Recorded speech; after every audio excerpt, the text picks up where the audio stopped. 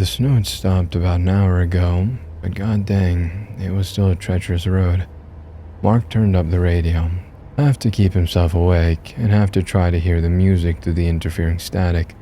The mountains weren't good for the signal, and even though all he could pick up was country, anything was better than listening to the rattling heater, trying in vain to keep the car warm. It was dark, he was tired, and it could be all too easy for the lullaby of the road noise to sneak up on him. His 72 Datsun station wagon, now 15 years old and in dire need of a tune-up, or a replacement, wasn't going to win him any awards, but he didn't want to wake up with it smashed up in a ditch, or down the side of a mountain. He shifted in his seat, trying in vain to find some new configuration for his large body that would be a bit more comfortable, and brought his cold thermos from between his legs up to his lips. Still empty, just like it had been for the last 2 hours. Mark cursed under his breath and tossed it into the back seat so he wouldn't keep trying it. It landed among the accumulated papers and food wrappers, and began to roll around as the Datsun inexpertly navigated the twisting road. Steering wheel goes clockwise, thermos rolls to the left. Steering wheel goes counterclockwise, thermos rolls to the right. Trash crinkled, adding another layer of competing noise to the radio. Mark gritted his teeth and stared forward into the night, the snow-covered road bordered by tall trees on both sides. He should have been in Boulder an hour ago. The motel would have a night clerk, but he wasn't concerned about not getting his room. But after 12 hours of driving, he was ready to get some sleep. The interview was at 8 a.m. sharp, and he was already going to be getting less than 8 hours in the sack. He needed to be bright-eyed and bushy-tailed if he wanted to make a good impression. He knew that he was underqualified for the job, and coming in with a smile on his face and a sparkle in his eye was the only thing that was going to edge him ahead of the self-important college grads that he was competing with. Then, his next chapter could begin. New job, new town, hell, a new state, new life. Most importantly, new freedom. In spite of his fatigue, he grinned a little, showing a spiteful glimpse of his teeth in the dim glow of the dashboard lights. He knew a lot more about alimony payments and child support than he did a year ago, but he was still not an expert. He didn't know how much harder it was going to make it for the bitch to find him in Colorado, but he did know she'd have to jump through some hoops to do it. That might take a few months, or even a few years, if he was lucky. It's not too easy to find extra time for anything when you're working and trying to raise a kid. That was just fine by him. That was just dandy. The whole thing had been bullshit from the beginning. Never meant to last, never meant to be anything at all when you got right down to it, but mistakes happen. And good fucking Christ had his family pressured him to do the right thing. He never wanted to be a father, and especially not with Amber Bailey. He'd known her all through high school back home in Flagstaff, which was more than enough time to peg her for what she was, a loser. He hadn't been unaware of her glances and how she'd blush when they ended up exchanging words in the halls. What if she had a crush on him? Lots of girls did. Mark had heard the word charisma before, in various English and history classes that he spent grab-assing with his football buddies, but he wouldn't have thought to apply the word to himself. He understood his place in the world in a more instinctual sense. He was good-looking. He had a way of making people laugh, usually at the expense of others, and people tended to like him. He was aware of his limitations, and he figured that he could make something of himself if he knew when to charm and when to intimidate. Amber had been a mistake, just one stupid decision on a November evening. He didn't even know when she ended up at the party, but he was well beyond drunk when he first saw her. He had already struck out with Brittany Christensen, who was much more attractive than Amber and rumored to be an easy lay, but she apparently didn't like having it said to her face. Mark knew better than to try something so overt anyway, but he was riding high on a winning touchdown and a six-pack of Budweiser. So now, instead of nailing Brittany upstairs in Johnny Sklodowski's bed, he was sitting on the couch in the living room, Billy Idol's White Wedding thumping through the house, a throng of teenage revelry surrounding him, and his face still mildly stinging from Brittany's rejection. Not getting laid was bad, but the constant snickering glances he was getting from the partygoers was worse. Mark had switched from beer to whiskey after Brittany left, and he was now blackly drunk, head throbbing from the noise, from the alcohol, and from his own anger. His memory of the rest of the evening was understandably hazy, but he remembered the main points. Mark handing her the bottle of Jack against her diminishing declinations, Mark sobering up just enough to shelve his anger and turn up the charm, taking Amber upstairs, half leading and half carrying her since she apparently couldn't hold her liquor. At that point, Mark wasn't even focused on getting off. He just wanted to make sure that no one thought he was too much of a loser to get some action after the game. Mark knew he wasn't a loser. His parents knew it and always told him, or always used to, at least. His coaches knew it, and he got the praise he deserved for carrying his team to win after win. His teachers might not know it, but fuck them. What do they matter? Sure, they had good words for some kids, like Amber goddamn Bailey, but Mark knew better. Amber got good grades, but she was a fucking bore. Plain, forgettable, she'd stay in Flagstaff her whole life. Sure, she'd go to college, but she was too polite and complacent to make anything of herself. As it turned out, she didn't even go to college. She was a little too busy caring for an infant and trying to set up a home with her semi-willing husband. Mark didn't go to college either, football scholarship or not, but he was further down on his list of life complaints at that point, definitely below having a new kid and being forced to marry Amber Bailey. I suppose it wasn't a surprise to anyone the next 5 years went the way they did. Mark got a blue-collar job in a factory, spent too much time at the bar instead of home, and wasn't discreet with his indiscretions. Amber knew. She had to know, and he sometimes caught her crying, but she never said anything. Maybe she was trying to keep the marriage together, or maybe she was just scared of what he'd do if she confronted him. Frankly, he didn't care. Amber was a loser, and rolling over and taking the lot that life dealt her was her place in things. What did surprise him was when Amber filed for divorce. He might have found it amusing. After all, it was an easy ticket out for him. But what he didn't find amusing was when she filed for alimony, and when the judge granted it. Their home hadn't been much, but it was a damn piece better than the one-bedroom apartment he ended up in. That was 3 months ago, and things weren't showing any sign of improving. He picked up extra shifts where he could, but the constant thought of working his hands to the bone just to give more money to the bitch drove him crazy. He could work 70 hours a week, and all he had to show for it was his shitty apartment and his shitty car. Hell, it had even been her fault that he was where he was now, driving down some awful back road in Colorado instead of lying peacefully in the motel room bed. He had been packing his bag to hit the road that morning when she had knocked on the door. What should have been a quick trip out the door turned into an hour-long shouting match about why he hadn't sent the check last month. Well, he had been shouting and she'd been crying. Things finally ended when Mark grabbed his bag and walked out the door, leaving her sitting and blubbering on the floor of his front room. But he hadn't had the time to make sure everything was packed, and wouldn't you know it, the Colorado road map was left sitting on his kitchen table. Mark didn't notice until well into the drive, and his anger and pride had kept him from pulling over to ask directions. You could say that it had actually been his fault that he got lost, but it didn't really matter, did it? Here he was, trying to find his way through the dark and the snow with only his memory of the route he'd traced last night. His mood had not improved with the road signs he had encountered of the last 40 miles or so.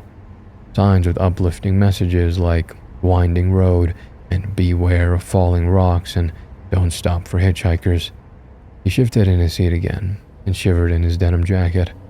A cramp was developing in his lower back, and it was getting harder and harder to keep his eyes open.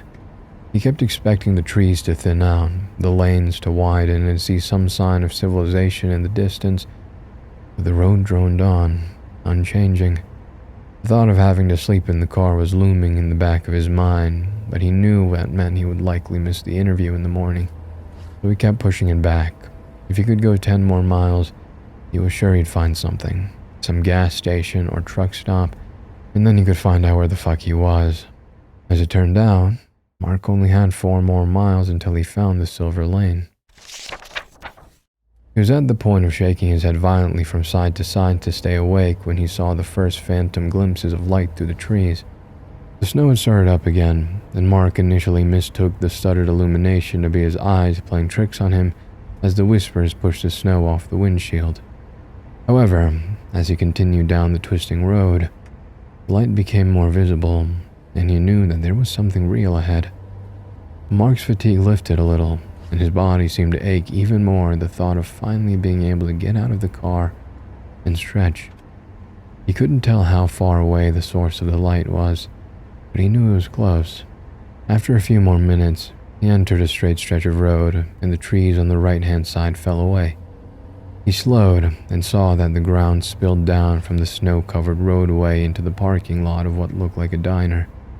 It was a squat, long building with a neon sign above that read, "The Silver Lane." Welcoming light was pouring out of the windows, which stretched the length of the front of the building. Mark stopped the car for a moment to make sure he could see where to drive down from the road. The snow was covering everything, and it would be easy to mistake a ditch for a driveway, and he did so. The lights inside the Silver Line suddenly turned off, and he caught some brief movement near the front that might have been the door opening. "Oh, fuck," he said, and made a gamble as to where the driveway was. His car tilted to the right as his passenger side tires briefly left the paved roadway, but then found purchase. He drove down into the parking lot, the Datsun sliding briefly as he brought it to a stop midway between the road and the building. There were a few other cars in the lot, covered in snow. They were on the far side, and Mark had been in no danger of hitting them. It was very dark now, with only his headlights and the dull red glow thrown by the neon sign above. Through the falling snow, he could see a figure moving under the front awning, just outside the door. Mark tapped quickly on his horn twice, and the figure stopped. He turned off the Datsun, and the engine died, shuddering, and then Mark was out into the snow, legs and back complaining at his exertion after so many hours in the car. "Hey, hi," Mark called to the figure, who was now standing still and apparently looking back at him. Mark couldn't make out anything about the person. It was so damn dark, but he appeared to be very big, over 6 feet. The figure didn't respond. Mark waved and then stuck his hands into his pockets against the cold. He shrugged his shoulders, pulling his jacket further up around his neck, and walked towards the overhang. He had underestimated how much the Datsun's heater had been doing. It was freezing outside. As he trudged through the snow, socks getting wet through his sneakers, he called out again to the stranger. "Hi, are you closing up?" Still no response. When he was about 10 yards away, the figure turned and went back through the front door into the diner. Shortly after, the lights flashed back on, causing Mark to shut his eyes against the sudden illumination. When he opened them again, he saw a very large, very bald man standing inside, smiling broadly at him through the window.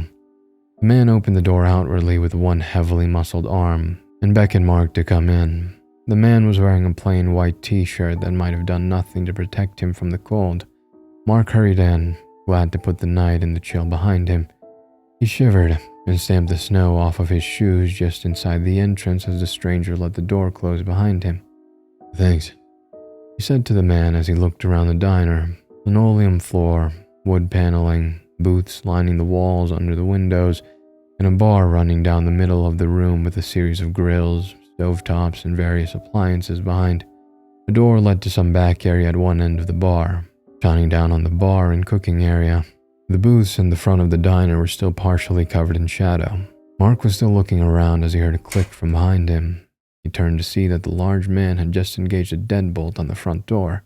The man saw the look on Mark's face and said, "Oh, I hope that doesn't bother you. We sometimes get strange people trying to wander in late at night." The man's voice was strangely high, almost feminine, which was an odd juxtaposition to his intimidating frame. Mark was no whelp himself, but this man was at least 6 inches taller and probably outweighed him by 50 pounds. "Not that you're strange," the man continued. "I didn't mean to imply that you got lost in the storm, huh?" Mark was taken off guard by the man's voice and demeanor, stammering a bit from both the cold and from his confusion. He replied, Sort of. I'm trying to get to Boulder and must have taken a wrong turn a while back. I was hoping to get directions and a cup of..." But he stopped when the man threw his head back and started laughing. It was high, like his speaking voice with a little squeak in it. After about 10 seconds, he got control of himself and said, "Boulder? Oh, friend, you're quite a ways from Boulder. It's about 60 miles north of here, but you had the good fortune of God to bring you to me, so you're not bad off." "Well, where am I?" Mark asked. The stranger smiled broadly and said, "Not in Boulder." Mark's expression darkened and he opened his mouth to say "no shit, fuckface," but then stopped himself. This man was the only person he'd seen in hours. It was the one way he was going to get directions and some coffee. On top of that, his usual intimidation routine wasn't going to work on someone that had such an obvious physical advantage over him. Hard to bully a giant. He saw that the man's smile had faded and a frown was forming on his brow. Mark closed his mouth and mentally regrouped. Hey, I'm sorry. I've been on the road since Flagstaff and I'm pretty damn lost. It looks like you're closing up, but I'd appreciate the hell out of it if I could get a cup of coffee and point it in the right direction. He tried a smile, which probably looked ghastly on his face after so long on the road. The stranger looked at him for several seconds, his frown unchanging. Mark noticed that the man had exceptionally blue eyes. Then the frown vanished and was replaced by the previous bright smile. It happened so quickly that it startled Mark. Sure, buddy, the stranger said affably and held out his huge hand. The name's Roger. Mark took it and internally winced at the strength of Roger's grip. Mark, he said. Roger disengaged just as Mark was about to try to pull his own hand back, and then walked down the length of the diner and stepped through the partition to the cooking area behind the bar. Mark saw him lean down and start rustling through various drawers and cabinets. After a minute of this, Mark walked up and swung his leg over one of the bar stools, turning his back to the bar and looking out the windows. It was very dark outside, the lights barely reaching out to the few snow-covered cars in the parking lot. Snow continued to drift down from above. There you are, you bastard, Roger said with good humor in his voice, and Mark turned to see him straightening up with a can of Folgers in one giant hand. He put it on the counter and started to fill a coffee pot with water from a nearby sink. His back to Mark, and light from the fluorescence overhead gleaming on his bald scalp. Mark was again struck by how huge the man was. He could see muscles rippling under Roger's broad back as he leaned forward to work the sink. Mark also noticed something that he hadn't caught earlier. The man's clothing was dirty. There was a general griminess to the white shirt, with a few streaks of brown here and there. The neckline was uneven and loose around Roger's neck, unlike the rest of the garment, which fit snugly across his torso.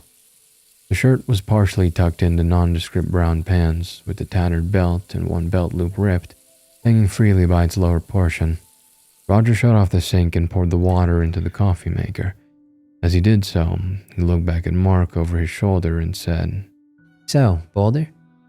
Yeah, do you know the quickest way I can get there? Roger chuckled a bit and replied, I sure do, but you're not getting there tonight, not with the weather like this. Mark felt his jaw tightening and made an effort to ease off on it. Well, I've really got to be there for a job interview in the morning. How about you give me directions and I'll figure out if I can get there or not? As he spoke, he couldn't keep a slight note of irritation out of his voice. You got family back in Flagstaff? Yeah, a wife and a kid. He was having a bit of trouble following the sudden changes in the conversation. Roger turned to him, wiping his hands on his shirt. The smile was still on his face as he said, Bet you that wife and kid of yours would love to have you back there one day. All things said and done, family's all we got, isn't it? Family and God.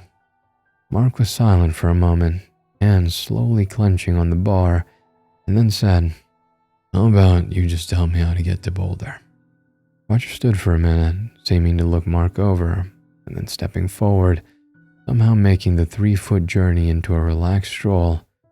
He leaned forward with his elbows on the bar, right in front of Mark. How about you just calm the fuck down, friend? Mark recoiled a bit. What did you say to me? Roger pointed forward over Mark's shoulder and towards the parking lot. You see that out there? This is a winter snowstorm in Colorado, buddy. I know you don't get much of that in Arizona, but it's a real son of a bitch out here. You drive through that when you're tired and don't know the roads. He trailed off, then made a motion with his hand, mimicking a car falling off a cliff. His grin seemed to brighten as he did so. Bye-bye job interview, bye-bye wife and kid back in Arizona. Mark sat, staring at him, unsure of how to respond. He didn't bother bringing up that Flagstaff had about as much snow as anywhere. This man was clearly impressed with himself, and arguing with him wasn't going to accomplish anything. Well, he said eventually, what do you suggest? Roger waited a beat, looking down at Mark's clenched hands, and then pushed back from the bar, standing up straight and looking down at Mark. 10 hours, eh? Huh? 10 hours. I figure if you've been driving from Flagstaff, that's about 10 hours on the road, isn't it? Oh, 12.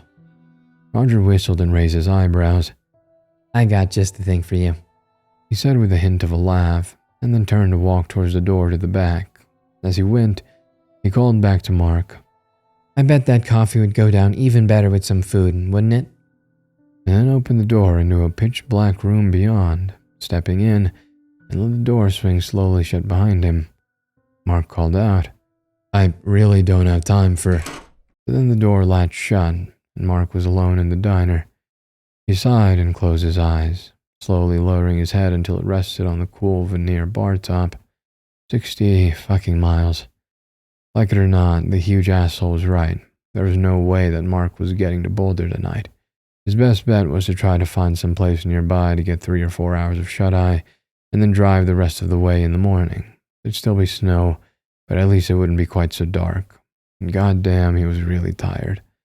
He felt his body slowly relaxing now that he was out of the car. The sound of the diner was soothing, actually. Sort of familiar. The buzz of the overhead lights, the sound of the coffee percolating, the muffled cracking sound that was probably a tree branch giving way under the weight of the snow.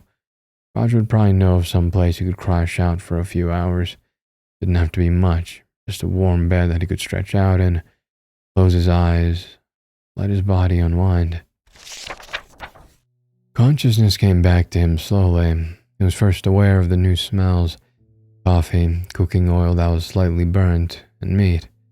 Mark opened his eyes and tried to sit up, but his lower back screamed out, cramped and painful from his posture. His forehead landed back on the bar, making a dull thud. He groaned and closed his eyes again. Well, look who's back. Mark rolled his head to the side, facing the voice.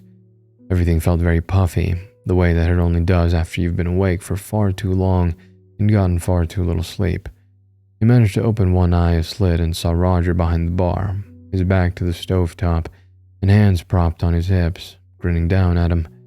Mark didn't notice the tongs that the man was holding, nor did he immediately notice that Roger had, for some reason, removed his pants, his stained underwear showing below the bottom of his t-shirt. All Mark noticed was the shirt itself, and he was suddenly up and backpedaling off the bar stool, unaware of his body protesting at the sudden movement. His feet tangled together and he sat down hard on the floor, biting his tongue. He didn't notice this either. Roger was around the bar and coming up to him quickly, holding his hands forward in what was supposed to be a comforting gesture. Mark was not comforted. All Mark could see was that the white t-shirt, previously only grimy, was now covered with blood. There were splattered drops all over the front and several wide streaks angling across it as if someone had dipped a paintbrush in a bucket of the stuff and haphazardly gone to town on the shirt. Mark was scuttling back on his hands and felt like a crab, whispering, "What the fuck, what the fuck, what the fuck?" He knew he had to get up, that something was very wrong and that this giant of a man was coming towards him, but he couldn't get his body to cooperate. Hey buddy, calm down. It's okay, it's okay. Roger said. Mark got a bit of control over his legs and managed to push back into a half crouch on his way to a full stance. He also found a bit more of his voice. "What the fuck?" he yelled. "What the fuck did you do, man?" At that point, he noticed that Roger was only half dressed. He stopped, staring at the dirty briefs. "Where the fuck are your pants?" It's fine, everything's okay. Roger said, stopping as well and dropping his hands to his side. The smile was still plastered on his face. Just had a bit of trouble with the meat. "A bit of trouble with the meat?" Mark half asked, half yelled. "You look like you just fucking murdered someone." Roger's smile faltered a degree and he was silent for a moment. That's not a nice thing to say, friend. After everything I'm doing to help you out, help you get back safe to your family, you go and say something like that. "You're covered in blood and your fucking pants are gone." Roger looked down at himself and didn't move for a beat. He then tilted his head back up and Mark could see that the smile had returned to full strength. I guess they are, aren't they? He said and uttered a quick bark of laughter. With that, he turned around and strolled back around the bar to the stovetop where smoke was starting to rise from a pan. Mark pulled himself the rest of the way up and stood, slowly returning to himself. He became aware that his tongue hurt like a son of a bitch and his balance was off. He steadied himself against a nearby booth and let his heart rate and breathing come back to something resembling normalcy. His eyes were fixed on Roger, who was whistling with his back turned, bare-assed at the range. "Roger," Mark called out. Roger continued to whistle and cook. "Roger," Mark said again, louder. Roger stopped whistling and called back over his shoulder. Yes'm? "What do you mean, trouble with the meat?" Roger briefly looked back towards Mark and favored him with his perpetual smile. Oh, it had just thawed out a bit more than I expected. Lots of juices loose in the packaging, and I had a bit of a spill. He turned back and resumed his whistling. Mark leaned against the booth and blinked, trying to clear the fogginess from his head. This couldn't make sense. Did this make sense? He wasn't much of a cook, but he knew how to fry up a steak or a burger. How much blood could there be in one of those? Enough to drench a shirt? Enough to ruin a pair of pants? Maybe not for a bachelor like himself to cook at home, but if he was stocky enough for a diner. Just then, Roger lifted the pan off the range and transferred something from inside to a nearby plate. He set it on the bar, alongside a cup of coffee, and then leaned forward on his hands, with a picture of pride. "Soup's on," he said cheerily, and raised his eyebrows at Mark. Mark stayed where he was, assessing. He could now feel the ache in his back and legs, and his head was throbbing. He looked across the diner to the plate and could see strips of meat on it. The smell reached him, and in spite of his various aches and pains, his stomach grumbled. The desire to sit down and the desire to have food, the first in probably 6 hours, were now omnipresent in his mind. Was he overreacting? Today had been a shit day, and he'd spent 12 hours in the car driving. Besides, he was still pissed at the stunt that Amber had pulled earlier. Wasn't it possible that he was jumping at shadows just a little? He hesitated a moment longer, and then his eyes landed on the coffee mug. That cinched in. "Fuck it," he said under his breath and stumbled over to the bar, collapsing onto the stool. "There you go," Roger said merrily and turned around to start cleaning up. Mark took a long drink of coffee. It was strong and black, and it felt amazing going down. As it reached down his stomach and he turned his attention to the dish, he almost forgot about Roger. It had been a long damn day, and he needed this. The meat appeared to be strips of pork, not chopped, or at least not cut like chops usually were. Mark didn't care. It smelled great, and after cutting off a piece and biting down on it, he realized it tasted even better than it smelled. The pounding in his head was already starting to ease back, and he felt the fog in his brain clearing. Good Lord, this was just what he needed. And then Roger had to ruin his brightening mood. "So, what's your wife's name?" Mark stopped chewing for a moment, displeased by the sudden reminder. "Amber," he said briskly and resumed eating. "Boy or a girl?" "Huh?" "Your kid." "Boy." Back to chewing. "How old?" Mark looked up and saw that Roger still had his back to him as he continued to clean the small mess from the food prep. He couldn't see Roger's face, but he was sure that he was still grinning. Mark suddenly became aware again of Roger's partial nudity, and that realization paired poorly with the taste of the meat in his mouth. He didn't want to stare at the man's ass while he was eating. He turned his gaze aside and responded curtly. 5. "Oh, that's great." Roger said. "I remember being 5. It was a great time." Mark lowered his head, facing his food and trying to not encourage further conversation. The food tasted good, and he didn't want to taint it with the thoughts of his family. All he needed right now was to eat and get more coffee into him. After that, get directions and then leave this weirdo in the dust. As the food and caffeine were hitting his bloodstream, his upper brain functions were creeping back toward normal levels, and he was realizing with renewed clarity that this was a strange situation. He was hundreds of miles from anywhere he'd ever been. It was God knew how late at night, and he was sitting in a diner talking to a man with blood on his shirt and no pants. Best to wrap this up and get back on track. That would be just dandy with Mark. "Yes, sirree. 5 was mighty fine. I didn't know it then, but it was the best time, now that I think about it." Mark closed his eyes and silently willed Roger to shut up. His tongue hurt from where he bit it, and his headache was coming back. All he wanted was to eat in peace. It was only a year later that he left us. You know, my dad, I mean. Mark looked up. Roger was facing him, leaning back against the range, grin in its rightful place on his face. His thumbs were hooked into the top of his jockey shorts like a cowboy would hook them into his belt. The weight had pushed them down slightly, and Mark saw the uppermost tufts of dark pubic hair creeping out from behind the elastic. He stopped chewing. Real son of a bitch thing to do, if you ask me, Roger said, still smiling. Mark froze. Something here was wrong. Very wrong. He choked back the half-chewed meat that was in his mouth and looked up at Roger's face. The grin brightened, showing the man's teeth. Mark hadn't noticed before, but they were stained yellow. He straightened and put down his silverware, still looking Roger in the eyes. There was a glimmer of something in there that unsettled him deeply. All of a sudden he thought, cars. There are cars in the parking lot, more than one. Where are the people that drove those cars? As that clicked into place in his mind, two other things followed.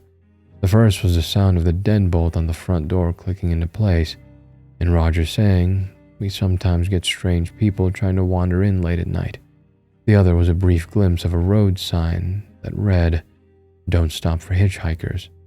He pushed the plate away across the bar. It was time to leave. Fuck the directions, fuck the coffee, and fuck Roger. Thanks for the food, but I really need to get back to it. He placed his palms on the bar top and started to push himself up.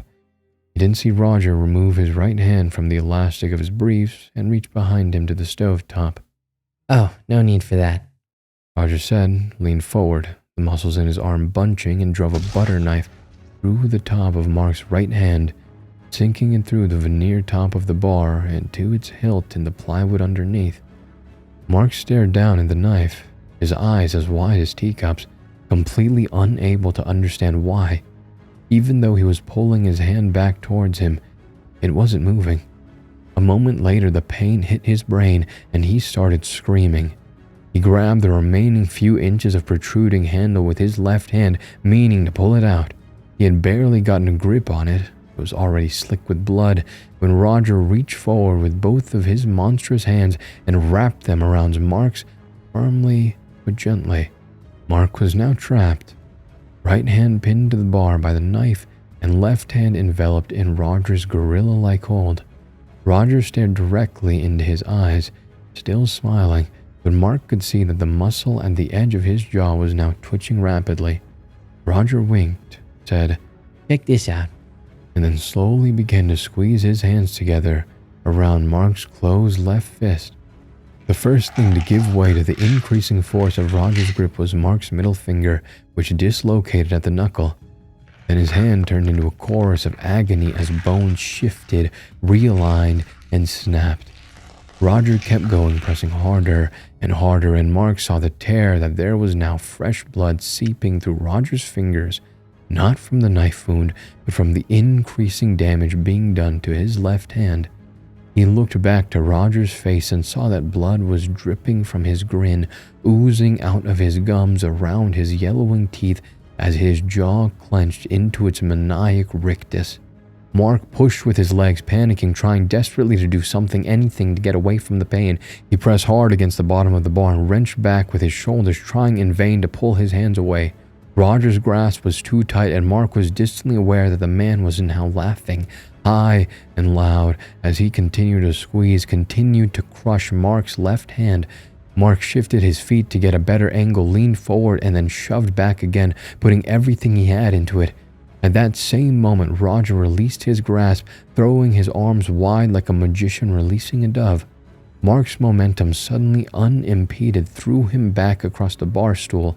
The knife, driven too deeply into the bar to move, ripped through Mark's right hand, separating tissue all the way through and out the webbing between his index and middle finger. Mark continued backward, pivoting on his ass over the stool, and landed hard on the back of his head. Lights exploded across the field of vision, and his view of the ceiling unmoored from its proper perspective, spinning and stuttering. Mercifully, for a moment, the pain in his hand subsided. He realized that Roger was talking. He couldn't make out the words at first. His ears were ringing from the blow to his head, and he was disorientated. "As soon as I saw you pull up, so you shouldn't feel too bad. It's not like you could have done anything to prevent it. I did 4 before you even got here, so 1 more isn't much of a thing." Mark's vision swam, but he was aware of Roger walking towards him from behind the bar. He knew that he should be doing something to try to get away, but he couldn't quite understand why. He rolled halfway over and tried to prop himself up with his ruined left hand. That cleared his mind in a hurry, and he screamed, feeling the shattered bones grind and shift under the weight. He dropped back to the floor, crying out as Roger continued towards him. The rest were already here when I came along. God told me that they would be, and that I should stop by and say hello. Nothing too special, but I gotta do what I gotta do. Made it as quick as I could. Not really their fault, you know? Just the wrong place at the wrong time. He was now just a few feet away from Mark. He strode casually and easily like a man enjoying a walk in his garden. Mark was breathing in fast, shallow whimpers, tears running down his face. But then you showed up, and I thought, well, one more would be fine, just fine. And friend, you were my lucky one. He stood over Mark, bloody hands on his hips and legs in a wide stance. He grinned down at him, illuminated from behind by the lights, face in partial shadow. You're the proof, after all. I do what he wants me to do, and God throws me a gift. My mom always taught me to have faith in God. As soon as I saw that finger of yours, I knew I had something special. Roger stepped over Mark, and outside of his field of vision, he heard him say, Man with a wife and a kid shouldn't be this far from home with a tan line on his ring finger. I mean, my mom raised me right, but I saw what it did to her, him leaving. My dad, got me thinking that maybe I could give you a piece of what my old man deserved. That's the gift, right there. That's how God lets me know that I'm doing the right thing, that I'm making him proud. Both of his hands were on fire, and his head felt like someone had hit it with a bowling ball. As enormous as the pain was, it was eclipsed by his fear. Hyperventilating now, he struggled to prop himself upright, to turn so he could see what Roger was doing behind him. He was still too dizzy, and succeeded only in a stilted thrashing. But still, my mom taught me about hospitality, right? Right? He coughed laughter. The least I could do was give you a hot meal before we got down to the real work. Nothing proper, of course, after all. You're not a proper man, and you don't deserve to eat what a proper man would eat. But we had some fresh meat lying around, didn't we? Something fit for someone like you. A moment later, the lights clicked off, leaving him in complete darkness, and he heard the sound of the big man walking back towards him.